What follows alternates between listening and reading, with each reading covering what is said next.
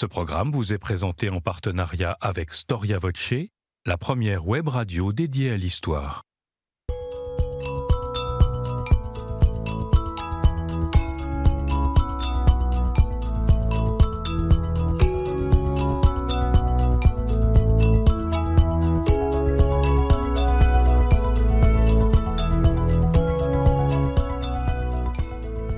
Chers téléspectateurs, chers auditeurs, bonjour à toutes et à tous et bienvenue sur le plateau de KTO. Merci aussi, un grand merci pour votre fidélité à votre émission Au risque de l'histoire. Alors vous le savez, au lendemain de son élection, le pape Léon XIV a explicitement affirmé sa filiation avec le pape Léon XIII. En choisissant ce nom de souverain pontife, Léon XIV a voulu s'inscrire dans la continuité de l'action, de l'héritage de ce pape. Il a surtout voulu s'inscrire dans la continuité de la fameuse doctrine sociale de l'Église et de son encyclique maîtresse, Rerum Novarum, datée de 1891. Mais qui était Léon XIII ? Léon XIII a succédé au pape Pie IX en 1878, alors qu'il pensait que son règne allait être très court, il fut finalement un des plus longs de l'histoire de l'Église, puisqu'il dura plus de 25 ans. Un pontificat majeur de l'histoire contemporaine de l'Église, donc, que je vous propose de découvrir au cours de cette émission. Ce règne fut-il un règne de rupture avec son prédécesseur ? Comment Léon XIII a-t-il affronté la question de l'anticléricalisme allemand, de l'anticléricalisme français ? Quelle fut sa politique étrangère ? Quel nouvel essor a-t-il donné à l'intelligence chrétienne, mais aussi par exemple à la dévotion mariale? Autant de questions que je vais poser à mes deux invités, Martin Motte et Jean-Marc Tichy. Jean-Marc Tichy, bonjour. Bonjour. Merci d'avoir répondu à notre invitation. Vous êtes historien, membre associé à l'École des hautes études en sciences sociales. Ce n'est pas la première fois que je vous reçois sur ce plateau, puisque vous étiez venu pour cet ouvrage, Pie VII, donc le pape vainqueur de Napoléon, un ouvrage paru chez Perrin, un ouvrage absolument indispensable pour comprendre ce personnage et cette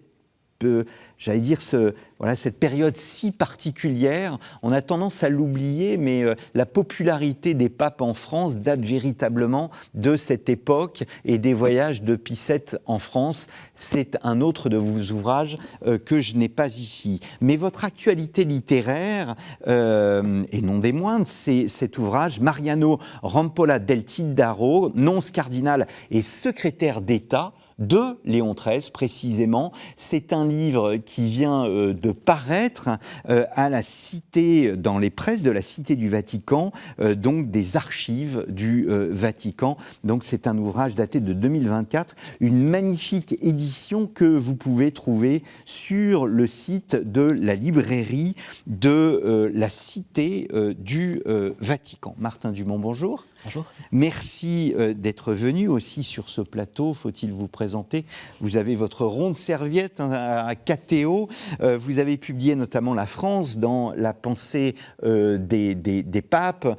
C'est un ouvrage paru aux éditions du CERF. Le Saint-Siège et l'organisation politique des catholiques français. Il s'agit de votre thèse et de votre ouvrage majeur. Donc c'était un livre consacré à l'époque du ralliement. Nous avons consacré d'ailleurs une émission sur cette époque si particulière entre Rome et Paris. Donc 1890-1902, le Saint-Siège et l'organisation politique des catholiques français au lendemain du ralliement. Et c'est un livre paru chez Honoré Champion.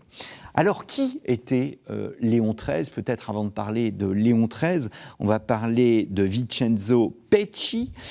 Qui était ce Vincenzo Pecci avant de devenir Léon XIII ? Eh bien, Vincenzo Pecci est un membre d'une petite famille de la noblesse des États pontificaux qui est entré dans le système qu'on appelait la prélature. C'est-à-dire que l'administration de l'État pontifical était confiée à des prêtres qu'on appelait prélats, et qui administrait à proprement parler l'État pontifical. Et dans le cas de Vincenzo Pecci, il est originaire d'une petite ville qui s'appelle Carpineto, au sud-est de Rome, et il entre précisément dans l'administration de l'État pontifical. Il passe par l'Académie ecclésiastique à Rome et il commence sa carrière en étant entre guillemets sous-préfet, l'équivalent de sous-préfet, à Bénévent, une petite ville du sud de l'État pontifical, puis à Pérouse. Et de là, il a une carrière tout à fait fulgurante, puisqu'en 1842, il a 32 ans à l'époque, il est nommé archevêque et nonce à Bruxelles. Et c'est véritablement le début de sa carrière dans les honneurs ecclésiastiques. Léon XIII, c'est un grand... le cardinal Pecci, Monseigneur Pecci, peut-être d'abord, et le cardinal Pecci, c'est un grand diplomate. Alors, il y a deux éléments effectivement à retenir. C'est l'hésitation sur le fait que ce soit un monseigneur ou un cardinal est intéressante.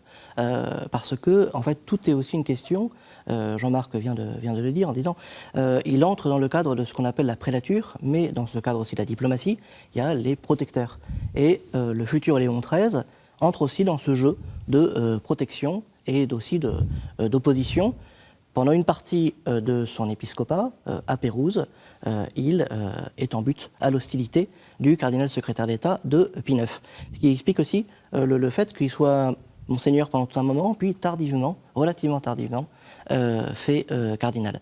Il est nommé en 1846, il va être 32 ans à la tête de ce diocèse, mais qui est un diocèse extrêmement important. Et effectivement, il y a cette expérience, on va dire, une expérience extrêmement formatrice, fondatrice pour lui, de nonce. Il est envoyé à Bruxelles. Ça ne se passe pas forcément extrêmement bien, mais on a déjà une idée de ce que sera le futur pape par les rapports qui sont, et les commentaires qui sont faits sur le côté diplomatique du pape, intransigeant sur les principes, et éventuellement une certaine souplesse dans les négociations. Mais on a déjà une idée, il est déjà extrêmement bien, il est très jeune, hein, vous le disiez bien, mais son expérience diplomatique est déjà en germe par rapport à tout ce qu'il fera, tout ce qu'il accomplira quand il sera pape. Mais ce qui est noté déjà à l'époque, c'est que sur les principes, il est totalement intransigeant et que quand il a décidé, quand il a pris une position, eh bien, personne ne pourra le faire changer d'avis. Qu'est-ce que ça veut dire sur les principes? C'est-à-dire que nous sommes quand même dans le siècle des révolutions. Il y a énormément de changements tout autour de lui. Il y a ces mouvements révolutionnaires qui ne cessent de se développer jusqu'à l'Acmé, qui est la fin des États pontificaux. Comment en 1870, comment réagit-il au fait que le pape soit prisonnier au Vatican? Comment est-il politiquement, sur ces principes précisément, face à ces mouvements révolutionnaires? Je crois qu'on peut dire que le caractère intransigeant de Léon XIII marque la continuité en réalité entre les papes du 1er 19e siècle avec Léon XII, puisqu'en fait, il a été un des élèves de Léon XII, un des papes de la Restauration, un successeur de Pie VII, un des successeurs de Pie VII. Quand vous dites la Restauration, c'est parce que... La première Restauration, la Restauration de 1815. Parce qu'il faut rappeler à nos auditeurs et nos téléspectateurs, en fait, Rome ne sera plus dans Rome et elle sera propriété de l'Empire français, enfin. C'est ça. À la fin pendant la Révolution française, puis l'Empire, les Français ont mis la main sur Rome et Pie VII est rentré dans Rome en 1814, a restauré l'État pontifical avec le cardinal Consalvi. Et un des grands enjeux de ce premier 19e siècle, ce sera de savoir si oui ou non l'Église peut rester dans les États pontificaux. Alors c'est un pouvoir qui sera contesté par les patriotes italiens et qui ne parviendront qu'en 1870, au terme de tout un tas de péripéties, à obtenir la souveraineté italienne sur Rome. Et l'intransigeance de la papauté durant toute cette période, en fait, elle se traduit au plan doctrinal, si on peut dire, par une quadruple condamnation. La condamnation du protestantisme, la condamnation des Lumières, la condamnation du libéralisme qui se doublera de la condamnation de la Révolution française. C'est cette espèce de corpus idéologique qui fait que quand, par exemple, Léon XII, en 1825, publie la bulle d'indiction du jubilé de 1825, il a ce mot « instaurare omnia in Christo », tout restaurer dans le Christ. Cette formule, on la retrouvera dans Rerum Novarum, et on la retrouvera dans la première encyclique de Pie X. C'est cette idée-là de retrouver, en fait, une société chrétienne, retourner aux sources, elle anime, en fait, le pontificat. Je crois qu'on peut dire comme une espèce de basse continue, dirait-on en musique, elle anime tous les pontificats du XIXe siècle pour une Église qui a le sentiment que la transformation, que la transformation des mœurs et des situations politiques porte préjudice à son existence même.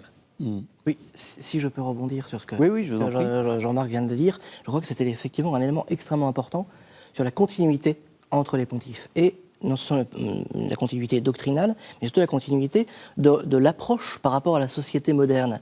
Vous demandiez qu'est-ce que Léon XIII, ou le futur Léon XIII, pensait des événements révolutionnaires. Tout le pontificat de Léon XIII est à comprendre dans un sens anti-moderne. Il considère que l'Église est assiégée. Il y a une ligne de continuité. Effectivement, s'il choisit déjà aussi le nom de Léon, c'est aussi en référence d'abord à Léon XII, qui a été effectivement son pape. Il expliquera par la suite que s'il a choisi aussi ce nom, c'est parce que sa famille a bénéficié des apports de Léon XII. Mais surtout, il y a un élément qui est fondamental, je trouve, chez Léon XIII. Dans tous ces textes, on aura l'occasion d'en parler sans doute ensuite, cette idée que l'Église est assiégée, que la société moderne qui s'érige depuis la Révolution, l'Église est en état de siège et il faut réagir devant ce siège. La société moderne n'est pas forcément à condamner dans son ensemble, mais il faut bien voir notamment que le syllabus, texte majeur du XIXe siècle, publié par le pape Pie IX en 1864, qui est vraiment l'acmé de la position de l'Église contre la modernité, eh bien, ce syllabus a notamment été réclamé par un certain Vincenzo Pecci.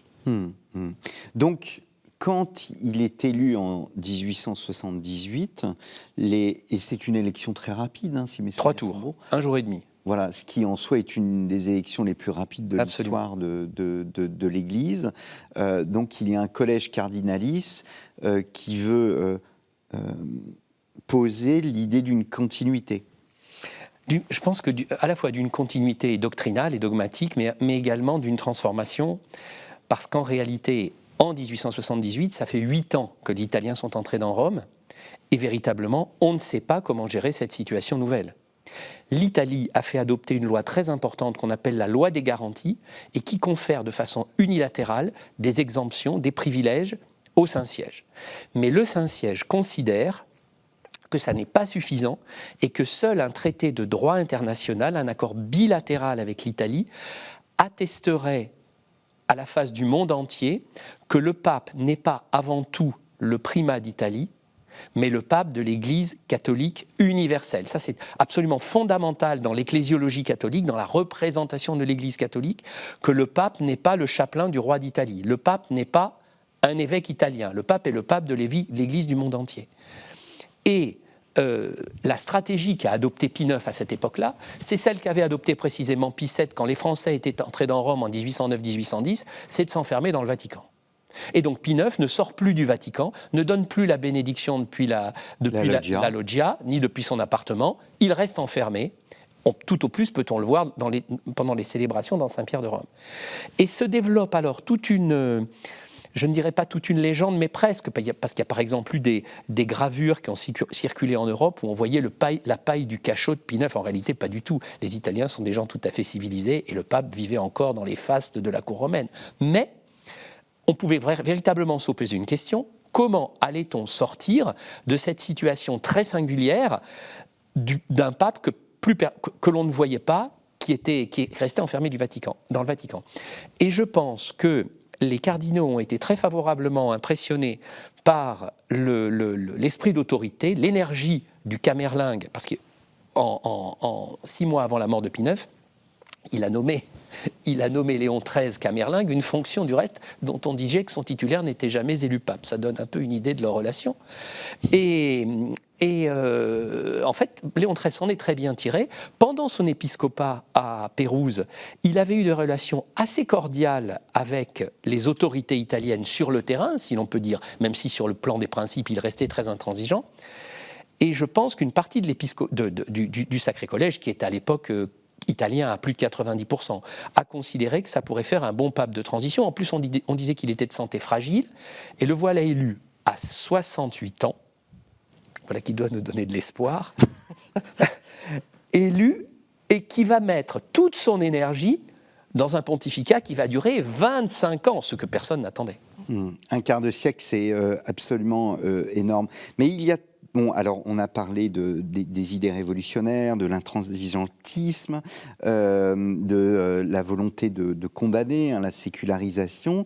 Peut-être de manière très courte, il va y avoir des textes majeurs qui vont condamner, dans la continuité du syllabus de Pie IX, donc des textes qui vont condamner cette modernité où il estime que voilà, le travail a été fait par Pie IX et si vous me permettez l'expression, ce n'est pas la peine d'en remettre en quelque sorte une nouvelle couche sur quelque chose d'existant. Alors il me semble que ce qu'on peut dire, c'est que la condamnation est constante, mais elle est moins véhémente. Il condamne le communisme, le socialisme, le nihilisme, le libéralisme, mais il le fait dans des termes qui sont d'une certaine façon moins véhéments, moins vindicatifs que l'image au moins qu'on a pu en avoir sous Pie IX. Ouais. Et l'atmosphère se transforme de ce fait-là dans l'idée, la représentation qu'on se fait du Vatican. Martin ? Oui, on a pu parler effectivement de manière quelque peu schématique, mais qui pourtant n'est pas fausse, effectivement, de dire que le magistère de Pie IX était un magistère négatif et que le magistère de Léon XIII est un magistère positif, mais chacun, en fait, c'est simplement le mode d'expression, c'est-à-dire que Pie IX pouvait avoir des textes relativement courts, les encycliques de Léon XIII sont longues, il y a cette idée aussi d'expliquer davantage que ne le faisait Pie IX. Il y a toujours cette opposition, mais en fait, je pense à la question de la spiritualité en fait, de Léon XIII, c'est extrêmement intéressant.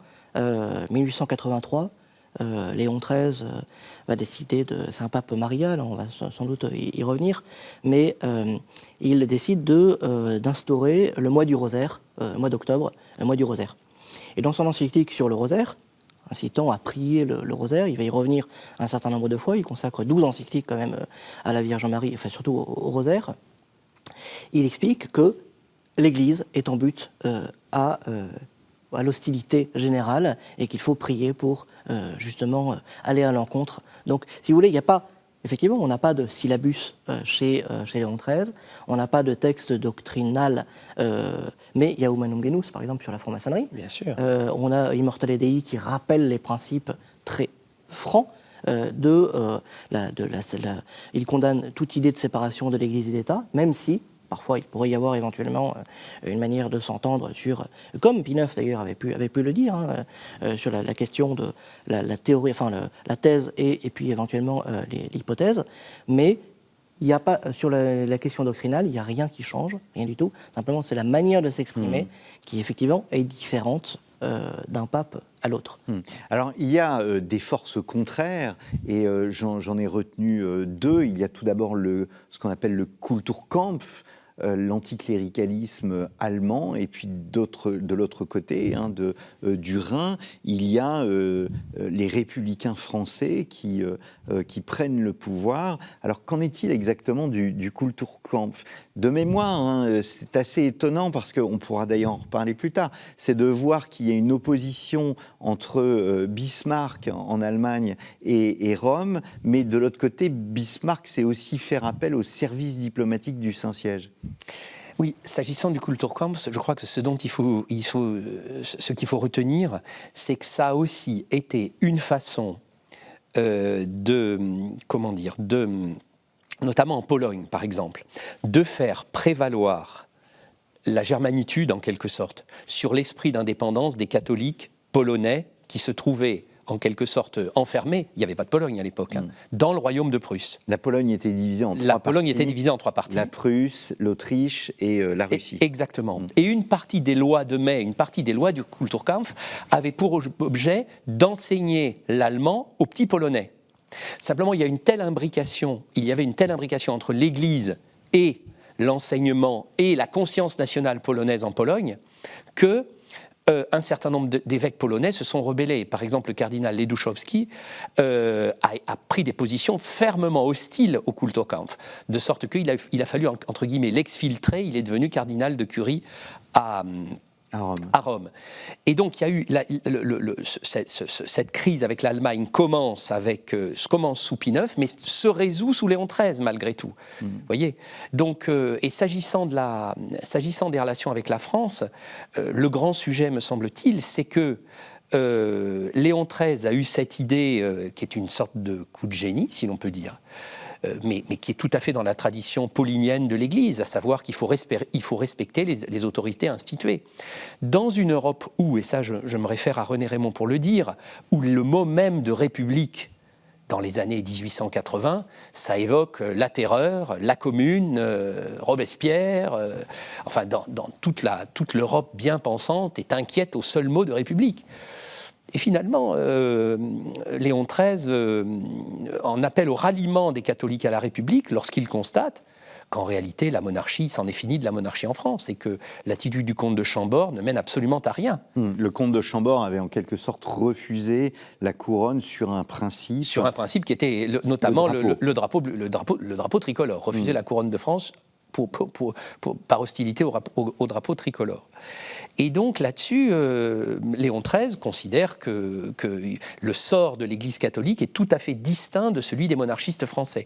Ce qui vaudra une réputation absolument épouvantable au cardinal Rampolla, notamment, dont on mettait le visage au fond des pots de chambre chez les monarchistes, parce qu'on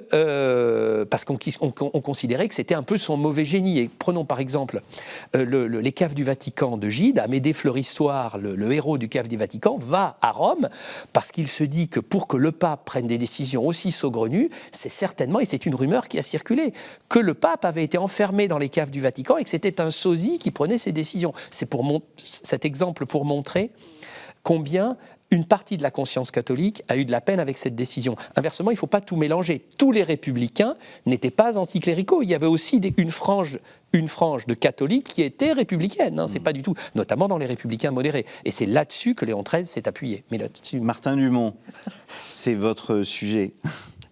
Oui, non, mais c'est très juste ce que dit Jean-Marc sur le fait qu'effectivement Léon XIII a considéré que il était temps, enfin c'est le discours du cardinal de la Vigerie à Alger qui a été missionné pour faire comprendre aux catholiques français qu'il était temps, lorsque les intérêts de la religion sont en cause, il est temps de déclarer que voilà, il faut reconnaître l'état de fait.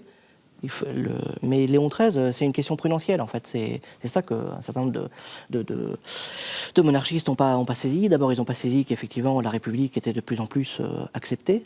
C'est-à-dire que les élections ont montré quand même une acceptation de la République, y compris dans le champ catholique, chez les catholiques pratiquants. Une partie déjà, en fait, il y avait déjà eu une république en 1848. Il n'y a pas que l'hostilité, finalement, en fait.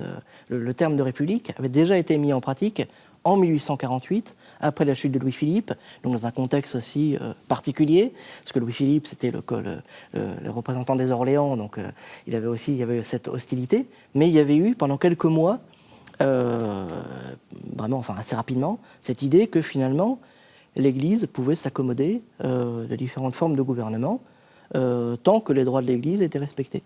Et donc, il y a cette idée, effectivement, chez Léon XIII, pour la situation française, de dire, finalement, vous êtes incapable, enfin, les monarchies sont incapables de restaurer la monarchie qu'ils souhaitent mettre en œuvre en France.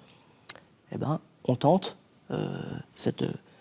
on essaye d'envisager une république chrétienne. Ce n'est pas sur les principes de républicain que le pape Léon XIII est d'accord. Et ça, il est aucunement d'accord avec, avec les principes défendus par les républicains les plus républicains. Mais l'idée est de s'entendre avec les républicains modérés qui vont, et puis d'obtenir une majorité modérée pour revenir sur des lois qui sont considérées comme étant, comme allant à l'encontre des droits de l'Église. L'idée est de sauver le concordat, ou en tout cas aussi de donner aucun prétexte aux républicains de rompre avec, dans les relations diplomatiques entre la France et le Saint-Siège. Alors, je vais arrêter sur le ralliement, parce que c'est un sujet qu'on a traité au cours d'une émission avec vous et Yvan Tranvoez. Et donc, je vous renvoie, chers téléspectateurs, chers auditeurs, à KTO TV pour voir cette émission extrêmement intéressante parce qu'elle éclaire aussi la question des relations, bien évidemment, entre Rome et la France de manière extrêmement approfondie. Je reviens à l'esprit aussi et au contexte particulier parce que nous sommes habitués à vivre dans une société de communication où l'opinion publique est extrêmement importante. Or, il s'agit d'une nouveauté à cette époque, cette idée d'opinion publique. Et donc, l'idée d'opinion publique suppose l'idée de communiquer à ce public. Quelle place Léon XIII accordait-il à cette opinion et aux moyens de communication ? Une place tout à fait fondamentale. Un de ses premiers actes en arrivant au pontificat suprême a été de faire créer un journal s'exprimant en français à Rome, pour pouvoir diffuser ses idées. À l'époque, le français, c'est la langue de la diplomatie encore. Et il n'aura de cesse que de trouver des moyens de diffuser ces encycliques dans les journaux, l'utilisation du télégraphe. La mort de Léon XIII, par exemple, a été suivie par le monde entier, en direct. Par tous les moyens de communication qui existaient à l'époque. Donc véritablement, il y a une offensive dans le domaine de la communication de l'Église catholique à cette époque. C'est le premier pape filmé, si mes souvenirs. Absolument. Avait d'ailleurs une c'est histoire, très révélateur. Oui, c'est très révélateur parce qu'il accepte effectivement.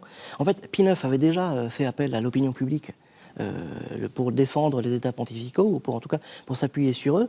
Les grandes mobilisations, c'est tous les travaux d'Arthur Erickson qui sont absolument passionnants dans ce domaine, sur les mobilisations des catholiques laïcs, en fait, et pas seulement en fait les évêques ou les prêtres, c'est faire appel à l'opinion publique qui pourra être éventuellement entraînée, non pas des dérives, mais qui aura aussi son lot non pas de danger, mais en tout cas qui sera au XXe siècle, la question de l'opinion publique et des textes doctrinaux qui seront publiés, et comment en fait justement l'opinion publique catholique reçoit les textes doctrinaux. En tout cas, à l'époque du XIXe siècle, c'est déjà Pie IX qui fait appel à l'engagement des laïcs dans la société pour justement contrer les lois, ou en tout cas pour mobiliser aussi des députés, des forces en faveur de la défense des États pontificaux. Léon XIII continue dans cette idée-là, l'idée qu'il faut absolument mobiliser, puisque le pape est isolé, puisque le pape est au Vatican, il va y avoir des pèlerinages, quand Rerum Novarum en fait est publié, il y avait déjà des pèlerinages d'ouvriers, mais des pèlerinages drainant des foules immenses. En fait, il y a cette idée-là aussi de contourner et de montrer que le pape n'est pas isolé, que le pape est peut-être prisonnier au Vatican, mais qu'aussi il n'est pas isolé du reste de la chrétienté. Le fait, par contre, pour le film, c'est assez intéressant. Ce film a une histoire. Il y a eu un livre qui a été publié en Italie sur le sujet. En fait, il a été diffusé, il est extrêmement connu. On a des extraits sur YouTube. Enfin, donc, ça a été colorisé. Mais le film en question, en fait, on l'a retrouvé. Il a été diffusé dans des salles obscures et pas forcément, disons, dans des lieux qui convenaient au Vatican. Il était diffusé, et puis en même temps que d'autres actualités beaucoup moins cléricales, on va dire. Mais c'est vrai que le pape, il y a quelque chose qui est un élément extrêmement intéressant. On a parlé de Pie VII et de la diffusion de la dévotion au pape par toute une série de gravures. Il y a quelque chose qui, non pas fascine, mais Léon XIII comprend extrêmement bien la question de la civilisation de l'écrit. Et je crois que c'est... et de l'image. Et de l'image, l'écrit, l'image, l'art.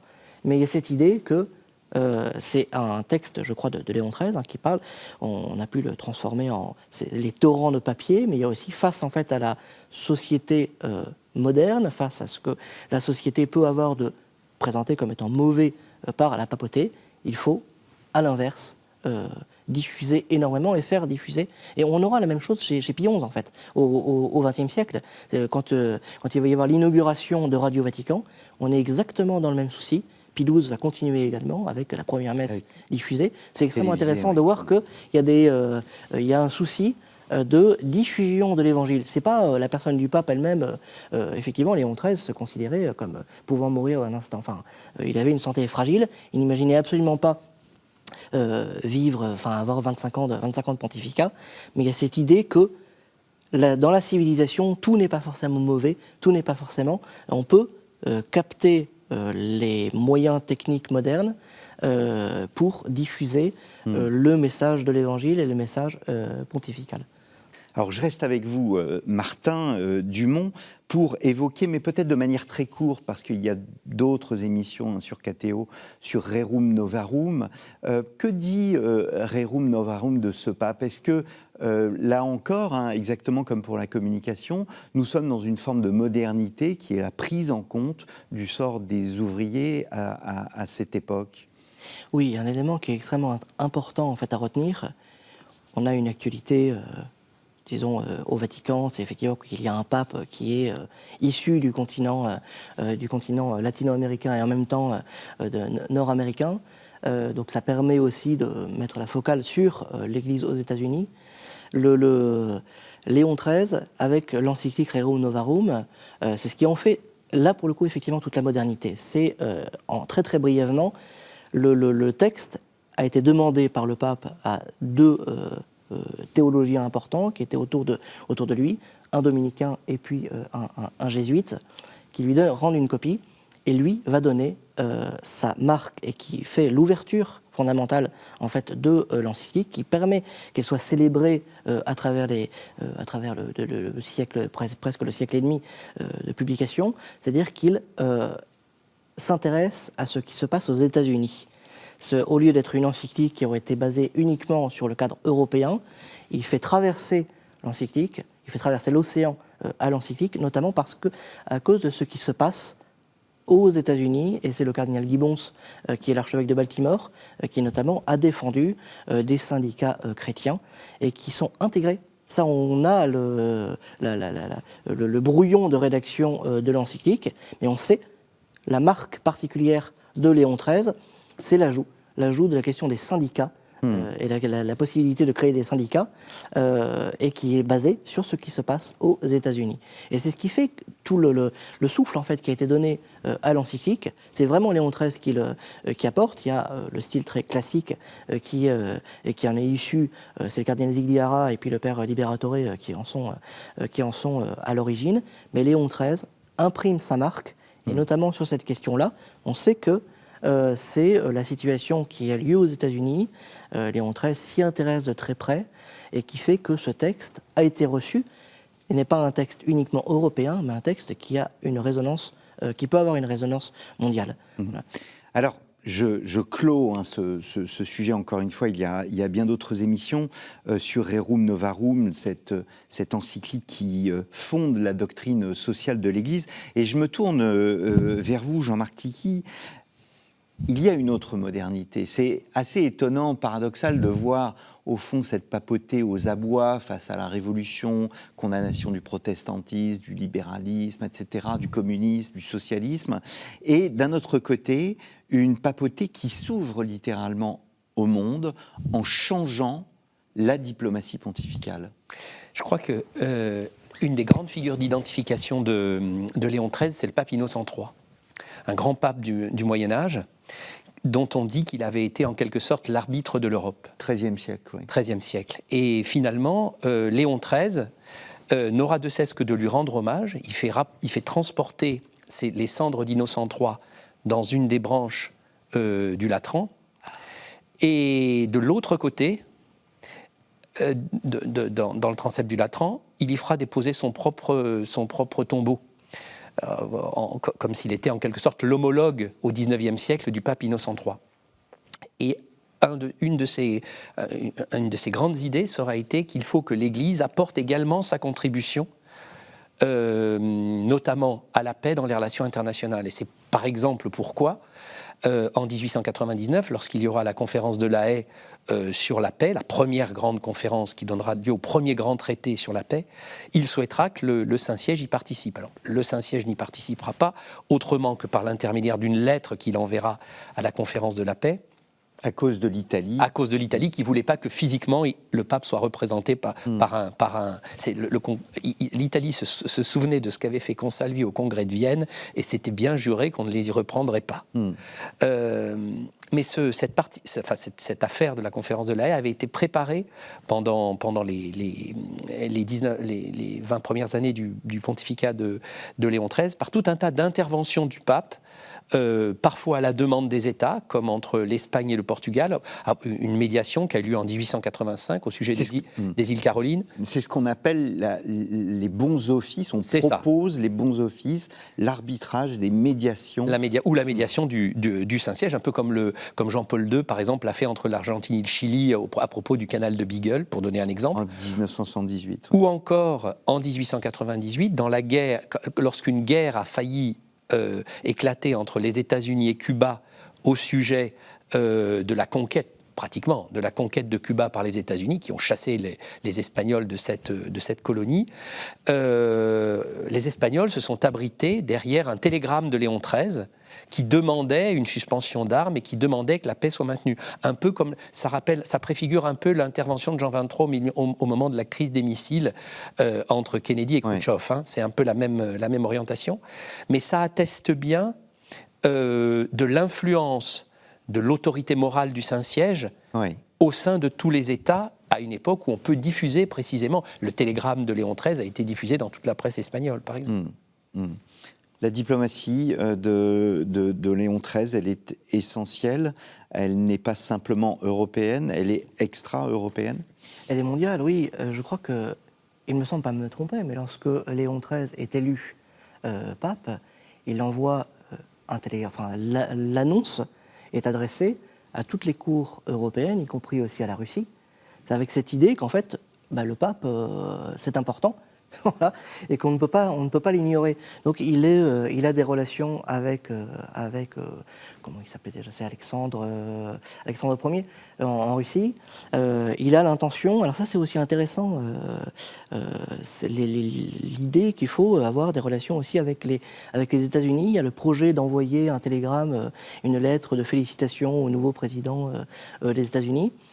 Les évêques américains disent « Attention, la situation est compliquée, il y a un retour d'anticléricalisme, donc ne le faites pas ». Mais Léon XIII avait l'intention d'envoyer une lettre de félicitations au président américain, mais qui aurait été obligé de répondre en termes diplomatiques, et la lettre aurait pu être mal reçue dans une partie de l'opinion américaine. Mais il y a cette idée qu'effectivement, le pape se replace, c'était déjà arrivé dans les siècles passés, mais peut être considéré comme un arbitre dans les conflits internationaux. Mais ça, Jean-Marc, là pour le coup, pardon, mais c'est quand même le grand spécialiste de la question. Donc, Dans cet aspect international, il y a aussi l'organisation de jubilés ou d'années saintes. Il en fait au moins deux avant la grande année sainte de 1900.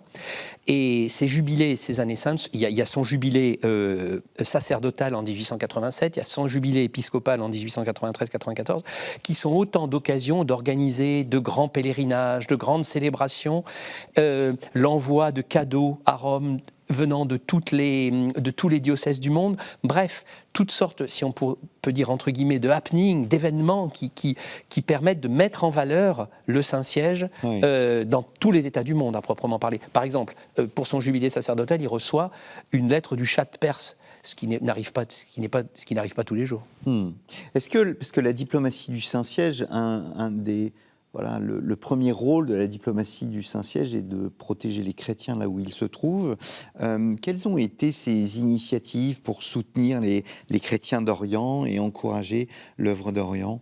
Alors, Léon XIII était très préoccupé par deux phénomènes qui étaient l'implantation du protestantisme via l'Allemagne au Moyen-Orient et l'intervention de la Russie, notamment, qui avait toute une politique d'acquisition de biens à Jérusalem, enfin, une politique dont il craignait qu'elle ne vienne à menacer les chrétientés orientales. Et il prend plusieurs initiatives, notamment en 1893, l'organisation d'un grand congrès eucharistique international à Jérusalem, présidé par un cardinal français, ce qui montre le lien très très particulier qui existe entre la diplomatie pontificale et la France à l'époque, d'une part, et d'autre part, l'année suivante, il organise en 1894 à Rome ce qu'on a appelé des conférences patriarcales qui auront mis en évidence le fait qu'il convenait de respecter les traditions propres aux catholiques orientaux au sein même de l'Église catholique. Et il s'ensuit une lettre apostolique qu'il publie en fin de 1894 ou en 1895, je crois que c'est Orientalium Dignitas, sur le respect qu'il convient d'apporter aux églises orientales. Alors, qu'est-ce qu'il en est advenu par la suite ? Je ne sais pas si on en a tiré tous les fruits qui auraient été possibles, mais malgré tout, c'est la préoccupation orientale et aussi la préoccupation unioniste, par-delà même les catholiques orientaux. Le message qu'il délivre est celui d'un souci de rétablir l'unité de foi. Alors certes, c'est l'unité de foi autour du siège de Pierre. Donc ça, le patriarche de Constantinople répondra très clairement non à l'encyclique qu'il consacrera à l'unionisme, et de même les Anglais, après qu'il les aura appris à l'unité, seront-ils un peu déconfits de voir qu'il refusera de reconnaître la validité des ordinations anglicanes. Est-ce que Martin Dumont, au fond, le pape Léon XIII, de manière générale, dans sa politique étrangère, pallie son impuissance en Italie, dans la question italienne, dans son opposition à l'Italie, par précisément une nouvelle puissance diplomatique ? Et qu'il s'impose de fait comme une puissance morale, ce que reprendront ses successeurs, Pidis, mais avec toutes ses impossibilités européennes, mais Pidis sera très présent en Amérique du Sud, et puis Benoît XV, Pie XI, etc. Oui, il y a quelque part cette idée. Là encore, je parle sous la responsabilité, sous le contrôle de Jean-Marc, mais il y a cette idée chez Léon XIII que finalement, progressivement, enfin tout en protestant en permanence contre la situation qui est faite au Pontife romain, qui est une protestation qui sera généralement toujours la même, sauf peut-être un peu plus méthodologie sous Pie XI jusqu'en février 1929, 11 février 1929, fête de Notre-Dame de Lourdes. Donc là encore, la place de la Vierge Marie dans un pontificat est extrêmement importante. Mais Léon XIII a cette idée aussi que finalement les États pontificaux, on finit par tirer une croix dessus, c'est 1900, la fin officielle des États pontificaux, même s'il souhaite qu'effectivement qu'il y ait un territoire qui soit totalement indépendant pour le pape parce que c'est nécessaire au bien de l'Église. Mais il y a cette idée que l'Église finalement est une autorité morale. En fait, effectivement, on peut penser à Benoît XV. Le Saint-Siège ressort de la guerre de 1914-1918 avec un prestige moral particulier. Et on peut y retrouver, en fait, déjà les prémices dans le pontificat de Léon XIII. Voilà. Alors, il y a un dernier aspect que je souhaiterais aborder, c'est l'intelligence chrétienne. C'est-à-dire que nous sommes historiens, nous trois, et nous savons ce que nous devons, bien évidemment, au pape Léon XIII. Il y a le renouveau théologique, on pourra en dire deux mots, mais peut-être, Léon XIII, c'est le personnage qui ouvre les archives du Vatican aux chercheurs. Oui, je vous en prie, Martin. 1881. Il décide d'ouvrir et de laisser accès. C'est très intéressant en fait, c'est extrêmement... Non mais le pontificat de Léon XIII, pardon, voilà, c'est un pontificat qui est absolument passionnant, mais notamment en fait sur la raison qui pousse Léon XIII à inciter aux études historiques. Il y a en quelque sorte, il faut contrebalancer encore une fois, c'est face aux torrents de boue qui sont répandus contre l'Église, il faut qu'il y ait de bonnes études, qu'il faut qu'il y ait des bons travaux. Et en fait, il y a l'idée chez Léon XIII, dans cette ouverture des archives vaticanes, l'Église n'a rien à faire, j'ai pas la citation exactement en tête, n'a que faire du fait qu'on répète les vaines légendes. L'Église n'a que faire du mensonge. Elle ne craint pas la vérité. Et cette idée, en ouvrant l'accès en fait, aux chercheurs à ce que l'on appelait pendant tout un temps les archives secrètes, alors que c'est les archives apostoliques, ce sont les archives de la papauté, en ouvrant librement, c'est montrer que l'Église, finalement, au-delà de tout ce qu'on peut dire, tout ce qui a pu être dit contre l'Église, contre le pape, finalement, rien ne vaut l'accès aux sources directes pour montrer ce que l'Église a pu faire pour la société et puis surtout peut faire réellement. Voilà. C'est cette idée que tout ce qu'on cache suscite évidemment, il y a des mythes qui se créent autour du secret, et donc en ouvrant et en supprimant le secret, voilà. Donc là c'est 1881, il y a une histoire des papes qui est publiée à ce moment-là, ou dans ces années-là. Et puis je crois que dans l'histoire du renouveau intellectuel, il y a cette ouverture sur la question de l'exégèse biblique qui est extrêmement importante, la fondation de l'école biblique de Jérusalem, l'encyclique Providentissimus Deus, 1893, l'ouverture à une critique dans certaines limites de l'exégèse biblique, l'intérêt pour le renouveau des études bibliques. Également, il n'y a pas seulement les études historiques, mais il y a la question de l'étude des sources du christianisme, des sources bibliques. Léon XIII ouvre la voie avec, encore une fois, il y a des soubresauts, il y a une ouverture, on aura ensuite la crise moderniste, on aura droit à une fermeture, puis une réouverture sous Pie XI, mais dans la deuxième partie du pontificat de Pie XI, le pontificat de Benoît XV, considéré comme étant un pontificat d'ouverture. Là, encore une fois, on ne rend pas justice à Benoît XV en considérant que ça serait un pontife moderne. Voilà. C'est l'ouverture de Léon XIII, ouverture historique, ouverture théologique, ouverture sur la question des études bibliques. Alors justement, la théologie, il y a aussi un renouveau des études théologiques de saint Thomas. C'est, je ne vais pas dire quasiment une réforme, mais une volonté, voilà, de remettre au goût du jour saint Thomas dans les études théologiques. Oui, Léon consacre une de ses premières encycliques au renouveau de la philosophie. Il dit bien de la philosophie thomiste, pas de la théologie thomiste, oui. Mais de la philosophie thomiste, entendue comme celle qui a le mieux, dans le cours de l'histoire, fait son miel de toutes les vérités qui avaient été exprimées par des philosophes avant elle, on pense ici à Aristote, pour arriver à concilier le droit légitime de la raison et la vérité de la révélation chrétienne. Ça, c'est extrêmement important pour Léon XIII, mais c'est aussi assez révélateur de la méthode. C'est un homme autoritaire, c'était un homme qui, quand il reçoit Monseigneur Dulst, le recteur de l'Institut catholique de Paris, qui fait quelques réserves, qui a fait un article un peu favorable à Loisy, le pape tape du poing sur la table et lui dit qu'il entend être obéi à la lettre. Et je pense que quand il l'avait dit, le message passait assez clairement.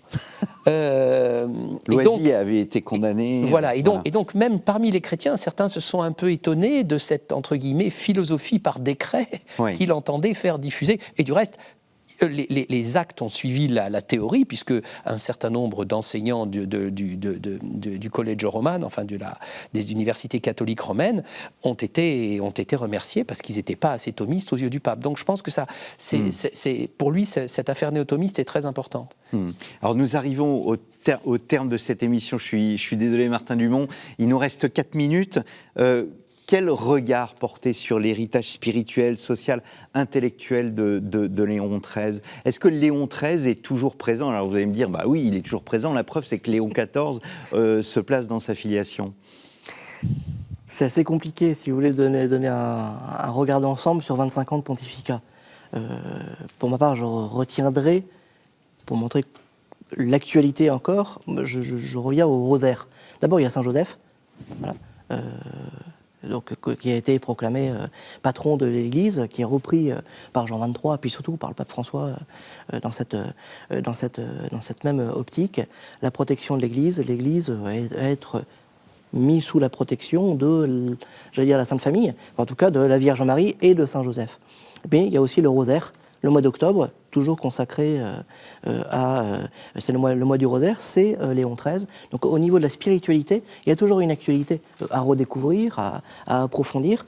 Mais 12 encycliques sur la Vierge Marie, sur 86. Bon, oui, Léon XIII, c'est 86 encycliques, donc c'est quand même un pontificat extrêmement riche en écriture. En écriture. Rerum Novarum, évidemment, qui est extrêmement, qui donne cet héritage.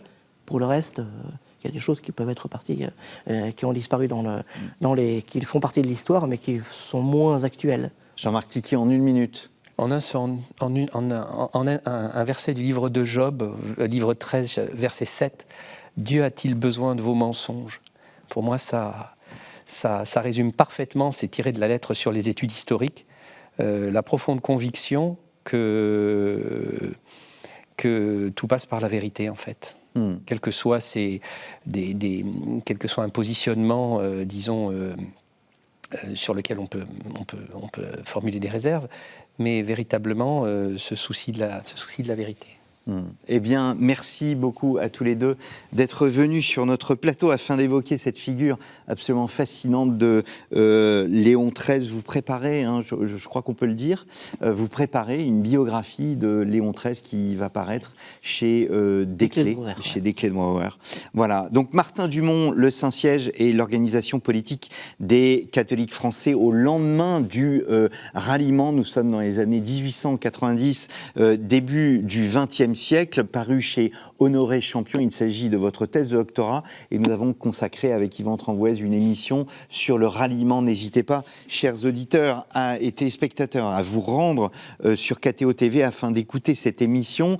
La France dans la pensée des papes, un ouvrage paru aux éditions du CERF, un ouvrage très accessible qui montre le lien si particulier entre la Rome contemporaine et